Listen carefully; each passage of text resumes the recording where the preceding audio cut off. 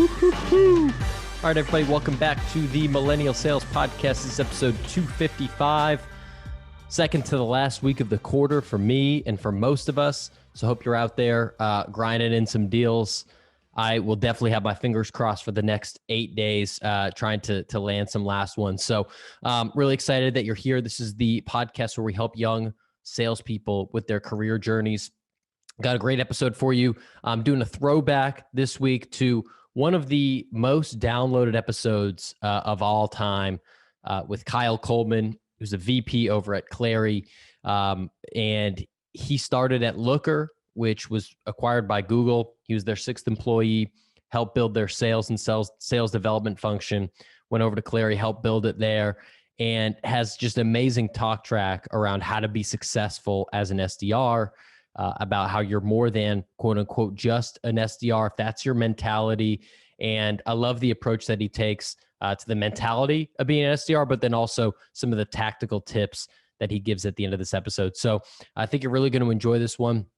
Before we get to it, a real quick note from our sponsor, Postal.io, the OGs that sponsor this podcast.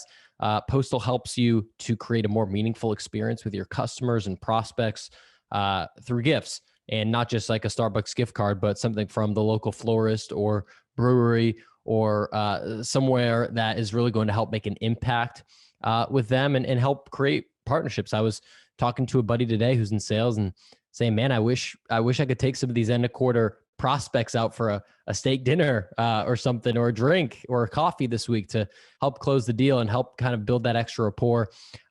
We have to do it digitally nowadays. And so Postal.io is a great way to do it. So go and check those folks out to help support this show.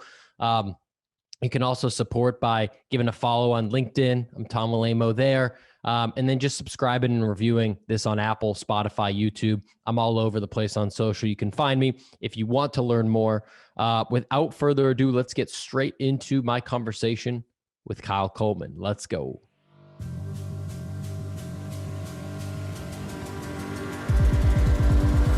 All right, Kyle Coleman, good morning. Welcome to Millennial Sales. How you doing this morning, man? I'm doing very well. How are you, Tom? I'm doing great. I'm excited to have you on the show and ready to get into it.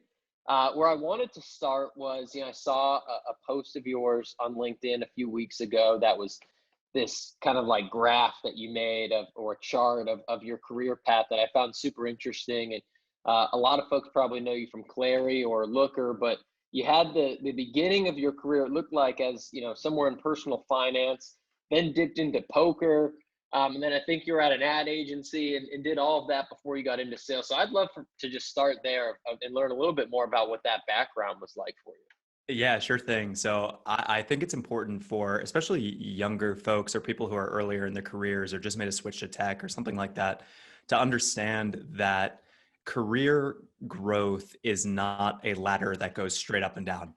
Career growth, and from my perspective and from what I've seen in the hundreds of people that I've worked with over the years, is much more similar to a rock climbing wall, where you need to move laterally and you need to sometimes take a little baby step up or sometimes even a little step down until you find the firm enough foothold that you can climb up and ascend.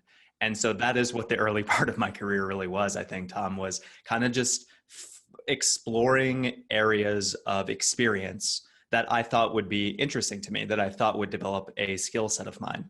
And so out of college, as you mentioned, I was a financial advisor for Edward Jones and got really solid sales training, flew out to St. Louis and was there for 2 weeks and got just completely inundated with all the sales tactics I could ever need. And then went out and did door-to-door selling, like in the heart of the Great Recession in 2010, going door to door as a 21-year-old and trying to sell financial sort of things, vehicles, was not the best decision at the time. It didn't go particularly well. I had fun. Like, I enjoyed doing it. I enjoyed meeting people and talking to them, but man, it was pretty tough. So from there, I ventured out a little bit on my own. As you mentioned, I dabbled in online poker for a little while. One of my college buddies was doing pretty well, and I thought, hey, maybe that's something I could do too. And in the meantime, I was also learning how to do web design and early on in the kind of world of podcasts and learning how to produce podcasts and doing that sort of thing. So this was in 2011, 2012, somewhere in there. I then moved over and ran marketing for a US Senate campaign. So again, just looking for, I studied marketing in college, so I thought it would be a better fit, and just looking for experiences that I thought would be interesting. And I was like, hey, this world of politics, this world of marketing, this may be interesting. A lot of it was fundraising too. So it was a lot of cold calling, which again, I was trained for. And then that was when I moved over to the advertising agency in San Francisco. And this is where things started to really sort of crystallize for me. I was a middleman between an internal creative agency and external clients, and had to translate the business needs of the clients to the less traditional sorts of ways that creative people think about their work and deliver work. And so being that kind of middle person set me up really nicely to move into an SDR role, which is obviously right between sales and marketing. And so understanding what matters to marketing, understanding what matters to sales, and being kind of that translator and being pretty well versed in both languages was really what I enjoyed doing. And so that's a lot of words there, Tom. Anything you want to dig into there?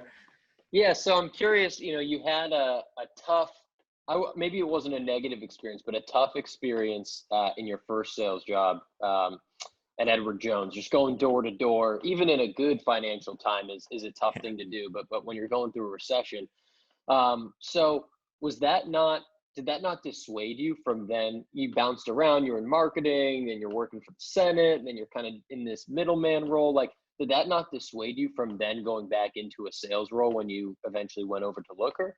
No, it didn't. And the reason for it is because I enjoyed the conversations. I was never afraid to talk to people. And I always felt like, they might be annoyed when they hear a knock on the door, but it's easy enough to disarm them. And the challenge is kind of fun to get over that immediate hurdle and just talk to them as a person.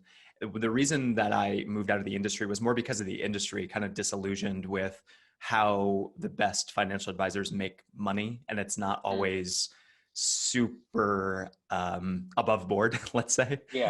So I didn't, and I'm not saying that that's how everybody was where I worked. In fact, most of them were not. It just didn't feel like the right fit for me. And so I thought I owed it to myself early in my career to not get super married to a particular path, but instead try my hand at a few different things to just build a more robust skill set.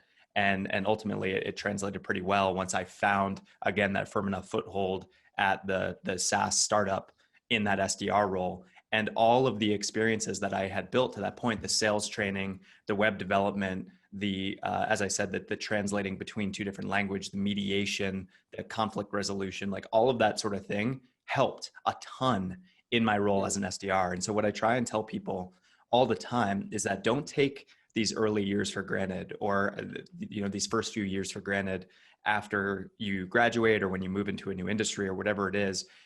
Pay really close attention to the skill set that you are developing, because I promise it's there. And if you can figure out how to apply that skill set in your current and future roles, that's what growth is. I know a lot of people feel like they feel stalled in an SDR role, let's say, or even in a sales role sometimes, because they're not getting promoted. And that to me is not the right way to think about it. The right way to think about it is, what experiences do I not feel like I'm getting in this role, and how can I get them? If you're doing well in a sales role or SDR role, you're hitting quota, you're pretty efficient in your process, then you earn the right to branch out and take on side projects and learn something new and challenge yourself. And so if you can continually do that, you're building that skill set that allows you, that firm enough foundation for you to build upon and really be an impactful person at any company you go to. Yeah, and not only that, but you're building the skill set. Let's say you're an SDR. You're building so many skills that you're going to use for the rest of your career too, whether it's in sales or not. The ability to cold call people, the messaging, get over that fear of interacting with people. Be disciplined, time management, all the different things that you learn in sales is why I recommend. Like, sales isn't right for everyone. It's maybe not the right career path, but it's not a bad idea if you're not sure what to do, to poke your foot into some form of sales, because I feel like you learn so much about yourself and develop some skills that you can use in a lot of different capacities that way. Totally agreed. The mindset you develop you can use it anywhere. It's all about dealing with rejection, dealing with failure, and figuring out how to pick yourself back up and go back at it. And then a smaller example of this is you mentioned messaging, and a lot of people overlook this. And if you are in an SDR or sales role now, write your own emails,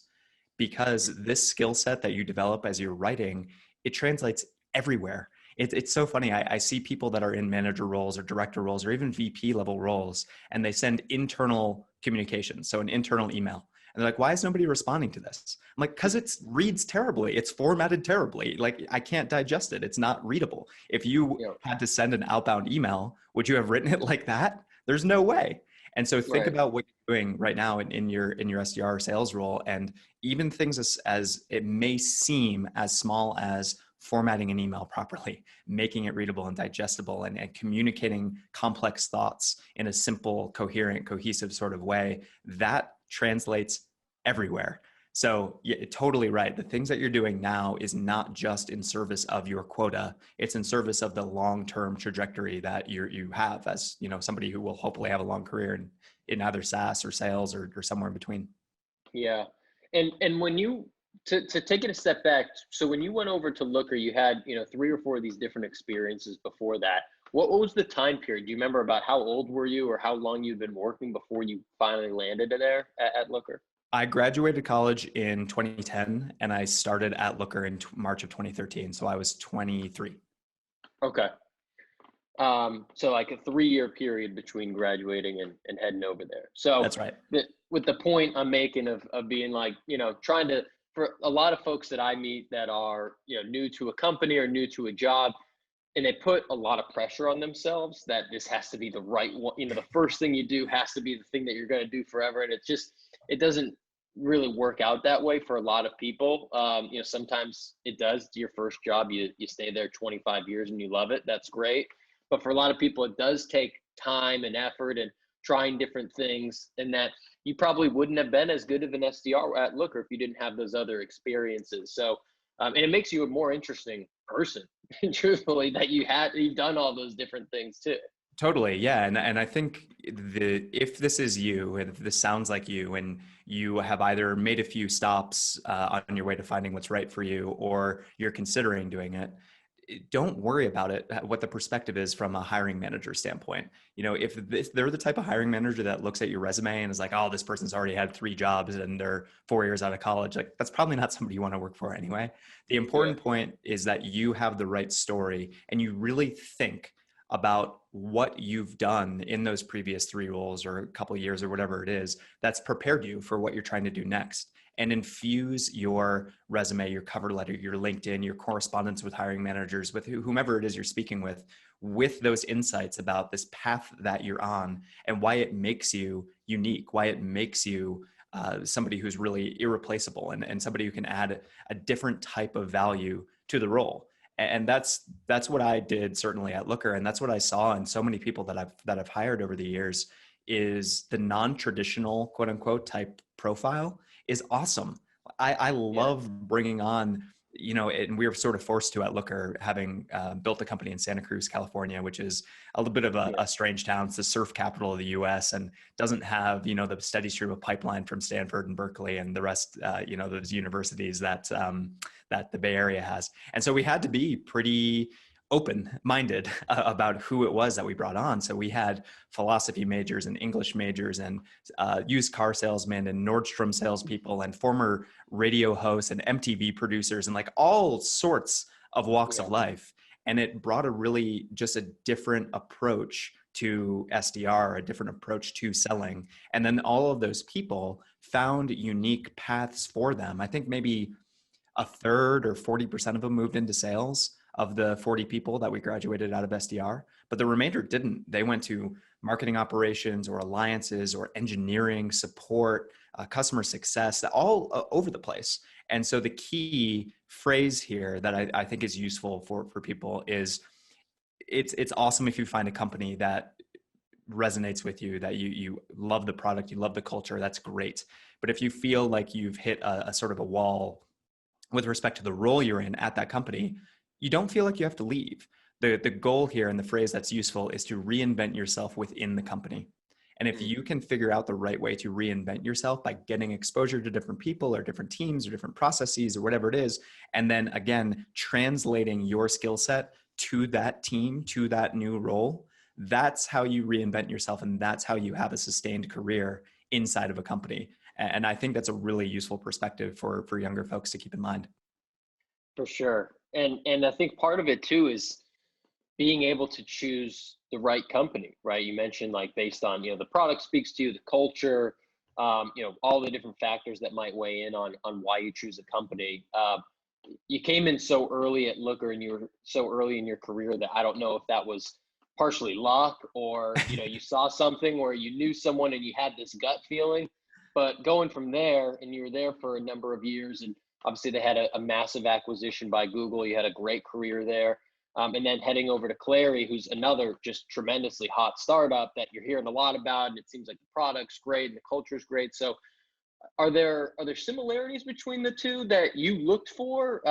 Was it a different process at different points in your career? Like how have you nailed down what companies were right for you if someone's searching right now?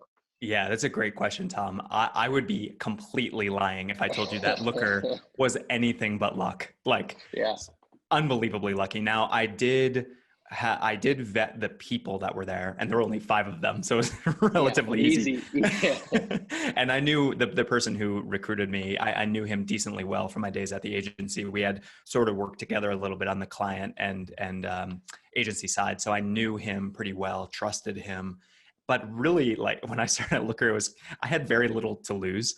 I was making $45,000 a year at an advertising agency in San Francisco, like barely making rent. So it wasn't like I had a really long way to fall. But I was super interested in the technology. The founder, when I spoke with him, was very inspirational in the way that he communicated about the product, thought about the product. The track record that the founders had was incredible. Like, I was the least qualified person there by a million miles. It was not close. So just being kind of punching above my weight class and being like, man, if I can associate myself with these people, I feel like this is a step in the right direction, regardless of the trajectory of the company, which, who knows, any seed funded company, it's a shot in the dark. But what I did learn over the years is about how to vet, especially culture and leadership. And the two are very tightly intertwined. And I think that, it sounds super obvious, but the leadership really does set the culture. You can have a culture that attempts to be bottoms up, and you can have the individual contributors at the company working really well together, supporting each other, being, creating an awesome culture. But if the leadership doesn't embody that culture, it kind of dies. It can't sustain. And so that was really what I was looking for when I was evaluating Clari. And I was lucky enough to get some time with our CEO and CMO and CFO, CRO. So I got the whole C-suite for the most part. And I got a really good understanding of what they held dear from a cultural standpoint. And I thought that each of them expressed in kind of the similar sentiments in different ways, but it was basically a culture of trust.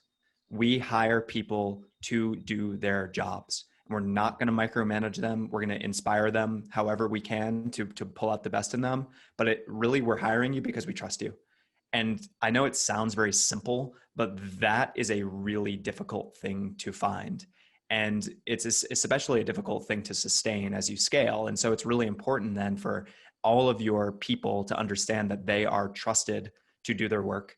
It's not necessarily accountability, it's responsibility to yourself. And there's a big difference there. So you have to hire people that are motivated, passionate, curious, tenacious, that have that fire burning, that want to win. And it's not necessarily to be competitive against one another, but it's to win as a company, as a collective. And so, and every manager, every director, every VP has to have that similar sort of mindset to say, I'm in a VP role now. I haven't been an individual SDR for 7 years.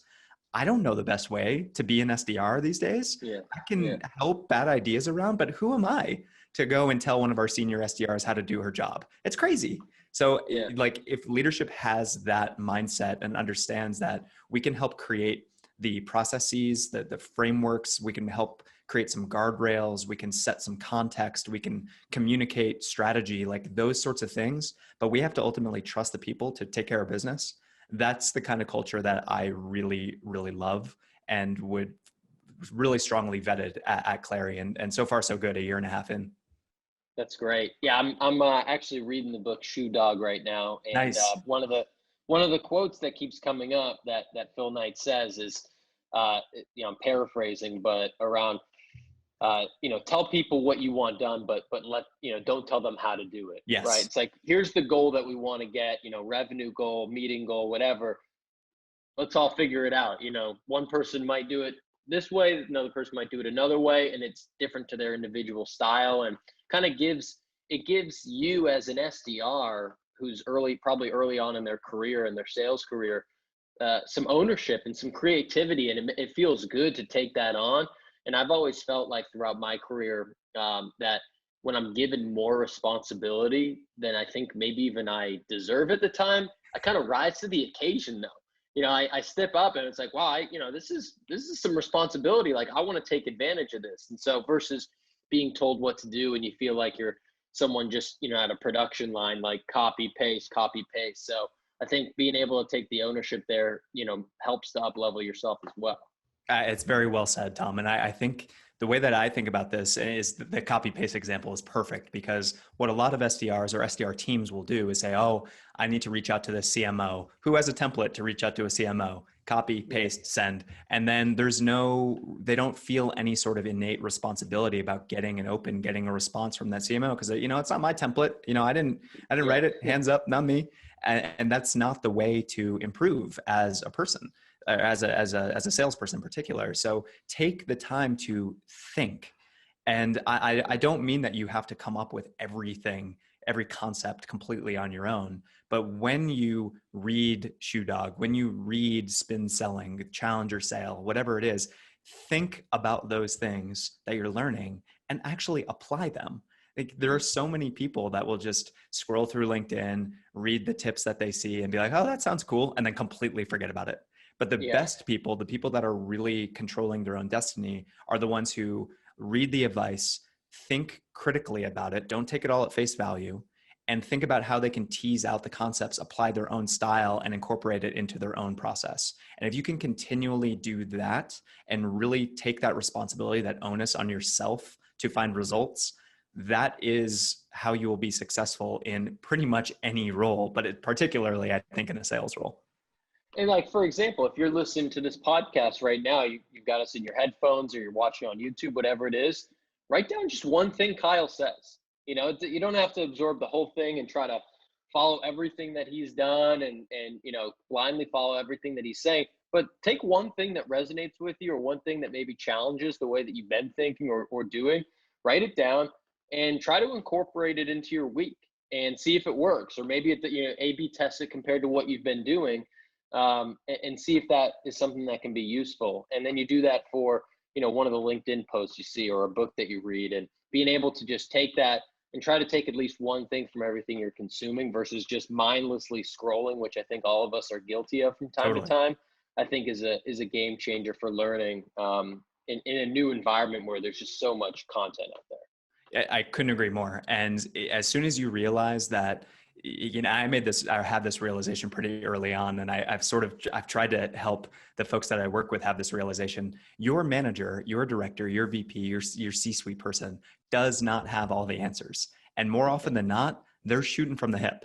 And their shots from the hip are typically good because they have confidence in themselves, they have experience, but they don't have all the answers, and neither will you. And so you have to try stuff, and you have to be willing to fail. Now, importantly, you want to structure the things that you do so that they're experiments that have hypotheses and that you can learn from, and that you don't make the same mistake over and over and over again. However, just know that no one has all the answers. No one will ever be able to tell you exactly how to do your job. And so the sooner you get comfortable just trying stuff and adjusting and dealing with rejection, dealing with failure, as we've said here a couple of times, you will start to see the results come in. You'll start to feel more growth. You'll start to feel more challenge. It'll start to be way more rewarding because you're going to take more and more responsibility on yourself. Yeah. And in the spirit of making this tactical, I want to get into the life of an SDR a little bit, because I know you've been a practitioner successfully, you've been leading teams successfully. So what's a mistake that you see SDRs make generally, or one of the biggest mistakes that you see? I think a lot of SDR teams, so individuals or teams? Um, However you want to take it, maybe both. So I'll start with teams in case there are Okay. any kind of SDR leaders or sales leaders out there listening. Hmm. I think the big mistake that teams make these days is still prizing quantity over quality. I think that's a huge step in the wrong direction for where we are in 2020.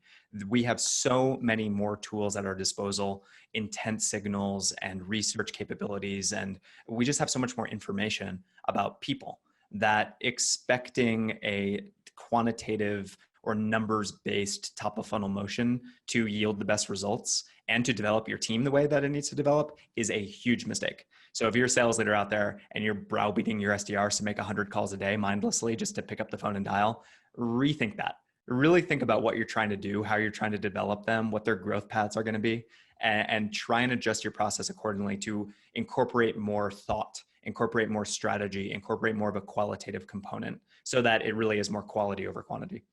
So that's sales leaders, and I'll step off my soapbox here for a moment. Individual SDRs. I think, so there's a lot of mindset things we could get into now, but in the spirit of staying more tactical, and I've mentioned this before, but I really want to hammer this home. Write your own emails. And sometimes there will be pre-existing sequences for personas or cadences for personas that you can use, and that's totally fine. But for the highest value accounts and the highest value prospects within those accounts, go out of your way to do the research and write the email. And the way that I think about email writing, and you may have heard me say this before, Tom, is this 5 by 5 by 5 principle. And this is an aspirational principle. It takes time, like building any other muscle. It takes time. You can't just go into the gym and bench press 300 pounds on day one. You have to work your way up there. And this 5 by 5 by 5 is the same way. So if you start and it takes a little bit more time, that is fine, but just try and be intentional about it. Literally time yourself. And this will make sense when I explain it. Time yourself and try and improve on this. So what it is taking 5 minutes to find 5 pieces of information about somebody and then spending 5 minutes writing the email. So it's 10 minutes total to research and write.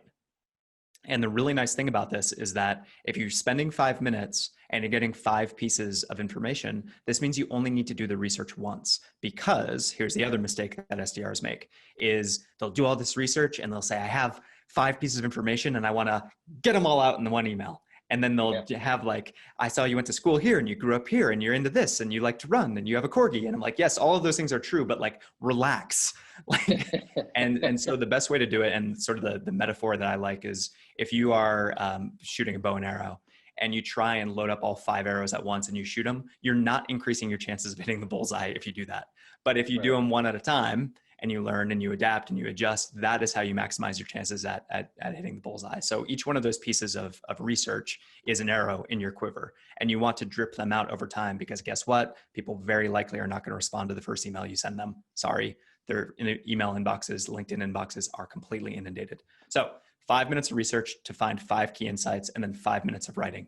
Like I said, when you start, it'll probably be closer to like 15, 5, and 15, and that's okay. But seriously, like literally get a stopwatch on your phone or whatever it is and time how long it takes. And this is how you improve. You improve by measuring yourself. You improve with intent.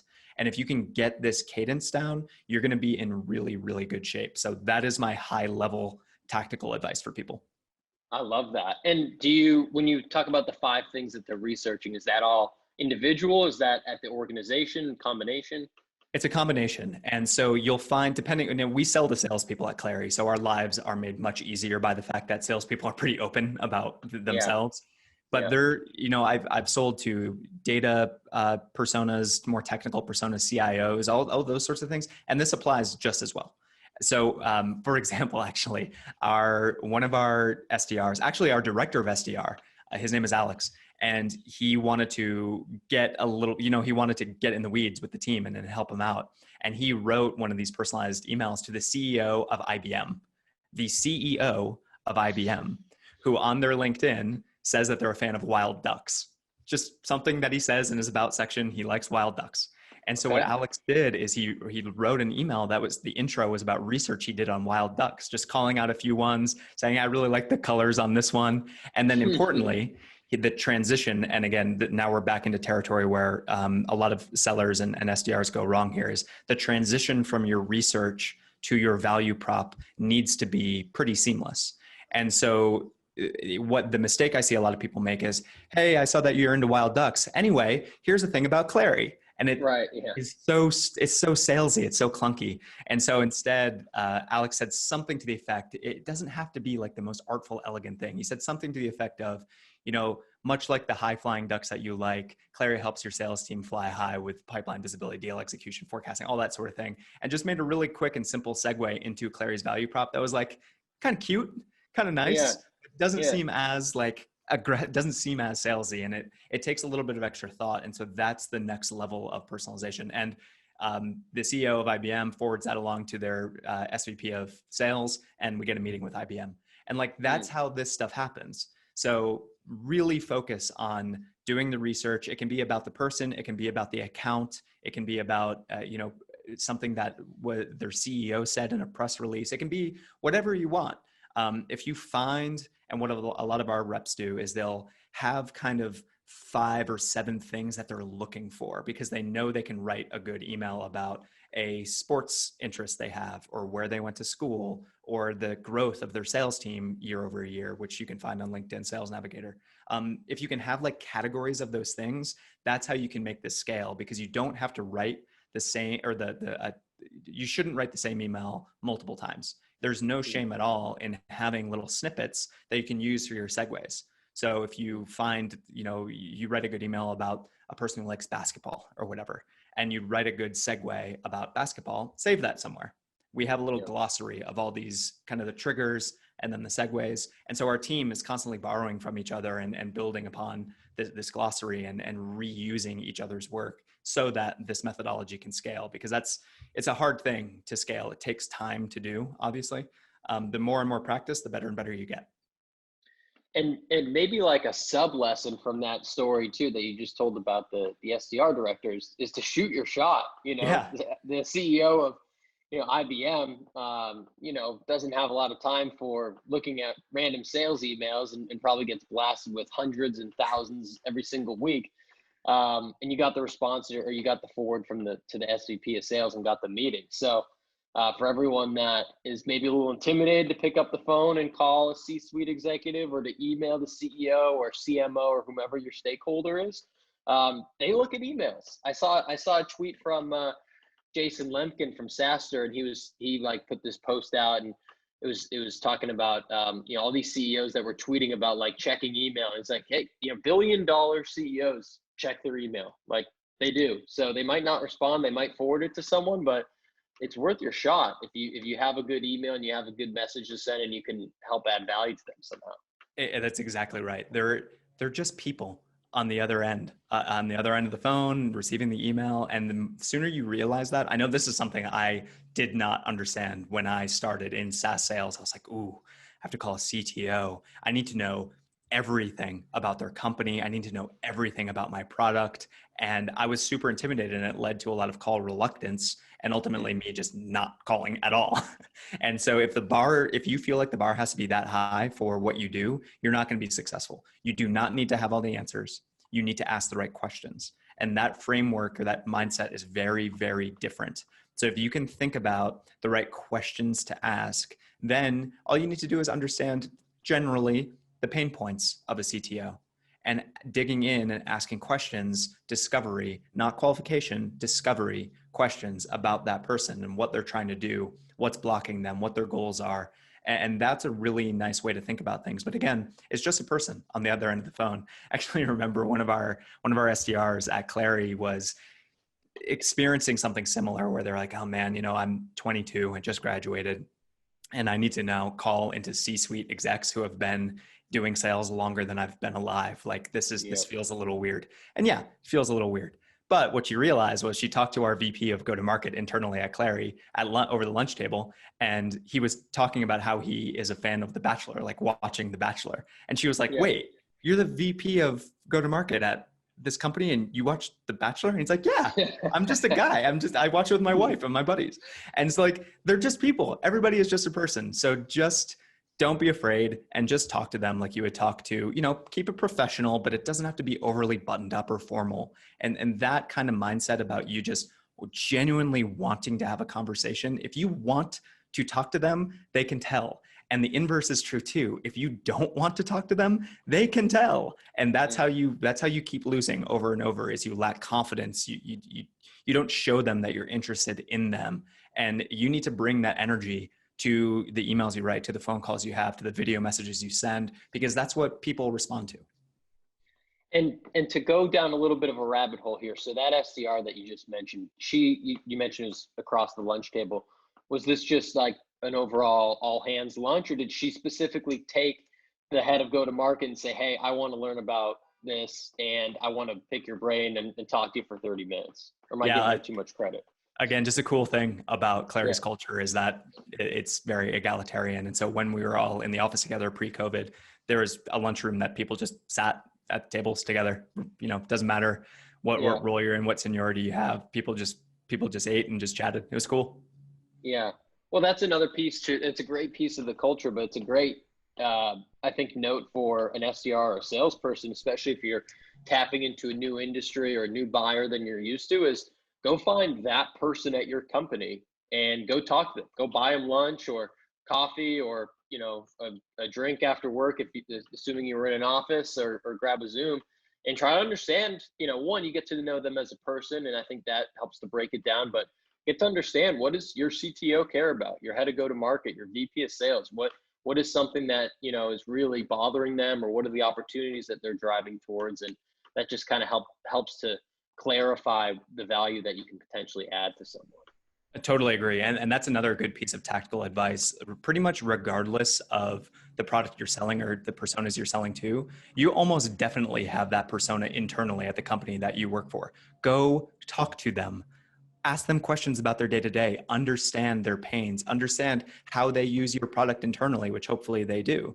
And that is how you demonstrate this curiosity. Again, take it upon yourself to be responsible to learn. If all you do is wait for product marketing to deliver you a battle card about personas, you're not doing enough to really understand it and to really learn. Having a conversation with a CFO is way different than reading a battle card about what a CFO cares about. So go and talk to them. They like hearing from you. I like hearing from people at my company. I like talking to them about what I do and how I can help them, how they can help me. Like, it's fun. So don't be intimidated. If you're intimidated to go talk internally to the people that you're supposed to be selling to, how on earth are you going to have the confidence to go and speak externally to your prospects? I think that's great advice, Tom. For sure. So I want to take it a little bit back to the early days at Looker, right? You came in, I think you were employee number 6, first person in sales or marketing. Is that right? Yep, that's right. Number 6. So you're coming in super early and, per your words, not mine, very, the least qualified person there. And so I want to just explore, at one point, I think you were leading the team after, a few years of 60 or so salespeople that I heard. So like, how did you get from A to B? Like, what was your mindset coming into that job? You didn't have that much sales experience. You didn't have that much successful sales experience. So can we talk about whether it was tactically or a mindset or just what you did to get from point A to point B there? Because it's just this really impressive track that you had. Yeah, a lot of this is in retrospect. So I cannot say that I was thinking this way when I was making these decisions, because the way that I think about my own personal career growth and even what I'm going to do next, whatever that is it's going to be opportunistic. Like, I have a short-term, intermediate term plan. I do not have a 5 or 10 or 20-year plan. I've just never been the type of person who thinks that way. So I like to have a wider, or build a broader, wider skill set, and then apply that skill set to the opportunity that presents itself. And the opportunity that presented itself to me was kind of a divergent path of moving into a closing role as an account exec, or moving into a managerial role in SDR land. And the question that I had to ask myself then was not necessarily which is going to be better for my career, because I did not think that way, but rather which of these is going to lead to experiences that I enjoy more? Which am I going to find more rewarding? Which aligns best to what is intrinsically motivating to me? And I gravitated toward the management path because I found that I got way more fulfillment out of helping other people succeed than in my own personal success. And I don't mean to disparage individual salespeople, because a lot of salespeople feel similarly about how they can help prospects, how they can help clients. But I felt like it was immediately gratifying to be able to work with and help shape and mold younger people, because that's, typically the profile of the SDRs is going to be either new to the industry or new to work in general. And I really enjoyed that training, onboarding, career growth sort of thing. Now, at the same time, something I've also really enjoyed over my years of work and of school and everything is creating processes, building processes and scaling them, finding the most efficient and effective way of doing something and making it last and scaling it and helping it evolve along the way. And SDR is just such a perfect place to do this, to create scalable processes that are constantly changing, constantly evolving. And so that was another thing, like more at a tactical level, that was really interesting to me. It was like, how can we accelerate this company's growth with SDR? And so now that's why I'm such a huge believer in outbound SDR work, because I've seen it work. And so the combination of those two things, building and scaling process and really wanting to help people grow, help people succeed, that is why I initially gravitated toward a managerial path in the first place. The reason that I ascended the ranks is because it's always been about team performance. It's never been about me. When I was promoted into a director role, it legitimately surprised me. It wasn't something I was angling for. It wasn't something I was working for. Our CMO pulled me into a room and was like, hey, we want to give you this promotion because the team is so successful. We feel like you deserve it, they deserve it. Like, let's go, let's figure out how to build this thing and keep it scaling. I was like, whoa, that's cool. And so I learned pretty early that if you focus on enabling, empowering, and helping other people, their success is your success. And if you get that flipped, and as a leader, as a manager, you think about yourself and your reputation and what you are doing, what you're making happen, that is not sustainable. That's not going to create the type of culture that people like to work for. It's not going to create the type of leader that people want to promote. And so just having that mindset and it just being kind of core to who I am was, I think, pretty helpful for me to ascend the ranks at Looker. And I think another piece there too is, when you're talking about building processes and helping to scale the company and scale your team, you're talking about like, how can we help the company grow? And what I think is interesting, and maybe not enough people early in their career think about too, is that you are part of a bigger picture. And it's great to hit your number. It's great for your team to hit your number. But what separates you, or can separate you into being someone that the company continues to invest in, is being someone that is thinking what's best for the company. How can I get the company from 1 to 10 million, 10 to 50, whatever the next step that you're trying to get to is. And it seems like that came intuitively to you fairly early. And maybe it's because that's just part of your nature and you're a team player. Maybe it's because you loved working there and you love working at Clari. And I can tell just by the way that you promote the other folks on your team on social media and just your general aura that you care a lot about the team at Clari now. So I think just being able to see the forest through the trees is something that has probably helped along the way too. Definitely true. And I would say some of it, I can't take too much credit for it, Tom, because I think a lot of that broader context that you just talked about was cascaded to me from the leadership at Looker. And I think I've tried to embody that same sort of mindset in leadership roles that I've been in, which is to say, I knew what we were trying to make happen at Looker because people told me. And as a 23-year-old new to SaaS, new to the business intelligence industry, new to pretty much everything, there's no way I would have been able to see the forest for the trees if not for people literally pulling me aside and talking to me about corporate strategy, about departmental strategy, about growth milestones, about SaaS metrics, about all of these things that I was curious about. Now, I will take credit for listening, for understanding, for asking questions, for being dumb when admitting that I didn't know something, asking them to explain it again because I didn't understand it. And you have to be shameless to a certain respect about that. There is no shame in not knowing something when you're new to something. And so if you can find that combination of asking and interrogating the people who are in charge, but also taking it upon yourself to go and do independent research, that's what helps a lot. As a leader, again, if any leaders are still listening to this after I've cautioned them several times and chided them, I would say go out of your way to cascade that context. You are in the room that your team is not in. You understand and you have relationships with cross-functional departments and peers that they do not have. And it is up to you to be the connective tissue between what the company is trying to make happen and what they are doing every day. And if you're not cascading that down every single time you talk to an individual or a team meeting or whatever it is, you're not doing your job. I love that. And I want to, as we're getting close to the end, I want to make sure that we can trigger you and show some love to the SDRs. I saw, a post a little while ago that went, viral or semi-viral. You get a little triggered when an SDR just says, "I'm just an SDR." And I think that also maybe segues to what you're doing with the SDR Defender. So I'd love for you to just rant a little bit and go off on that topic a little bit and your thoughts there. Permission to rant. I love it. This is great. Yes. Yeah. I'm guilty of this myself. So if you're an SDR right now and you're saying, "Ooh, man, I know I've said that before," you are not alone. However, don't say it again. If you qualify what you're doing by saying, "I'm just this, I'm just a SDR, how am I supposed to know? I'm just an SDR." You are downplaying the impact that you have on the company.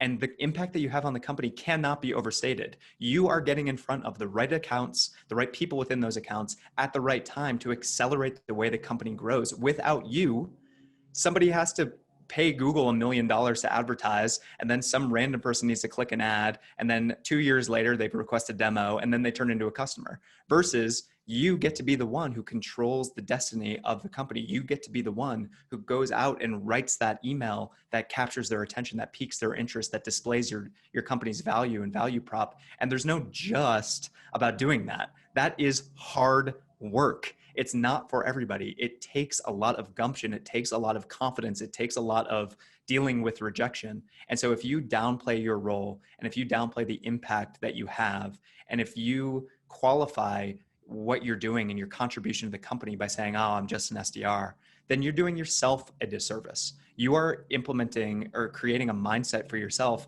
that is not helpful for you or for anybody that you work with. Take ownership of you being an SDR. Take pride in the fact that you're an SDR, that you're having this impact that no one else in your company and any other role can have. And it's cool. It's empowering. And if you think about it that way, and you think about how all of the things you're doing is preparing you for a long and storied career in technology, that is the mindset that will make you successful. And so you're not just an SDR, you are an SDR, and you matter and you're important, and stop it with the just.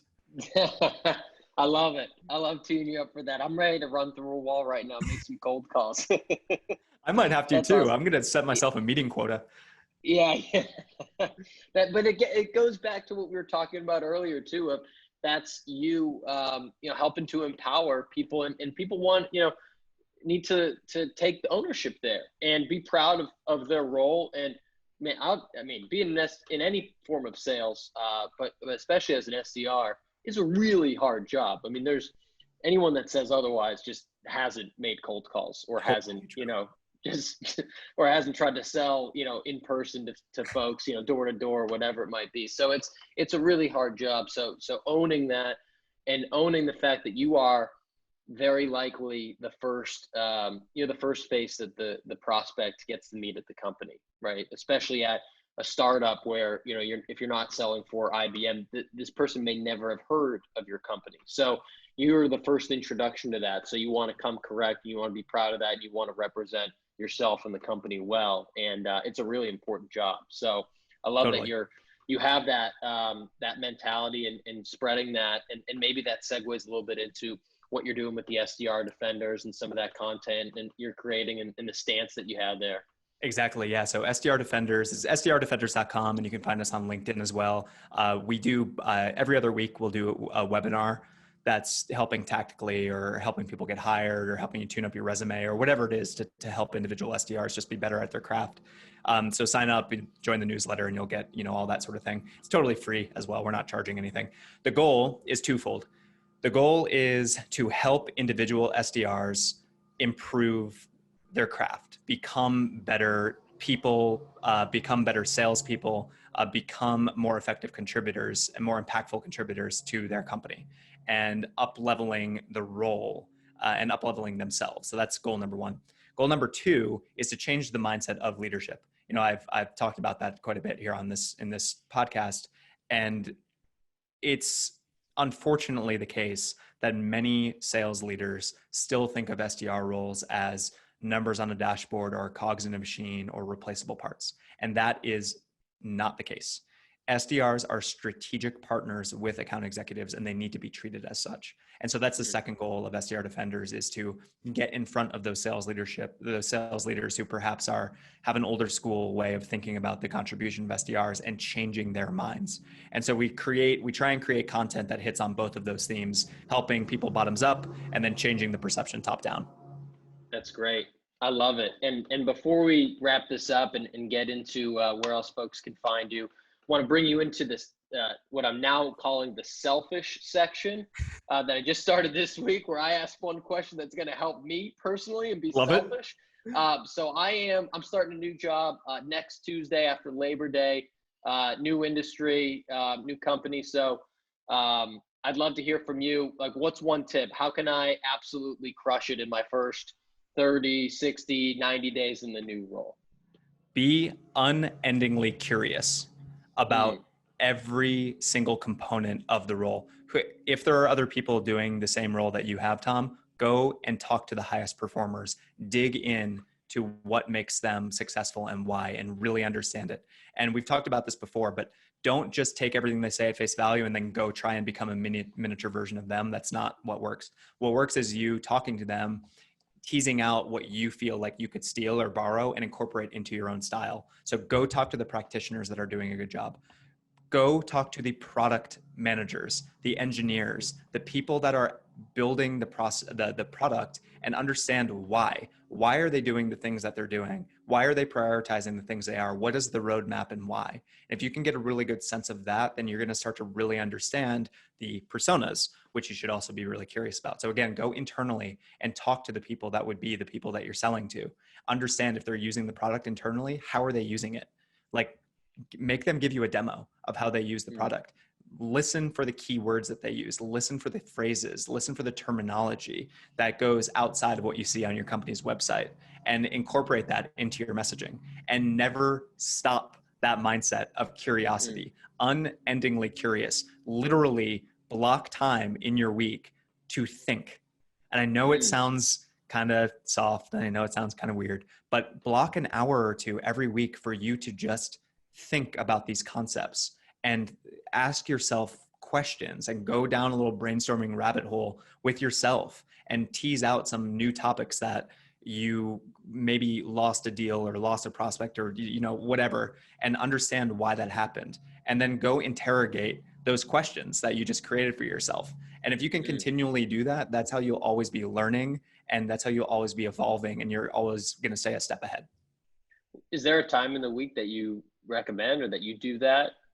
I find that I am most productive in the morning, like banging out work in the morning. And so that sort of fades a little bit in the early afternoon. So that's a perfect time to like take a little pressure off myself and just kind of think about things. I have a little whiteboard here in my office that I just literally just scribble stuff down on. And it's just kind of stream of consciousness, just writing stuff down on.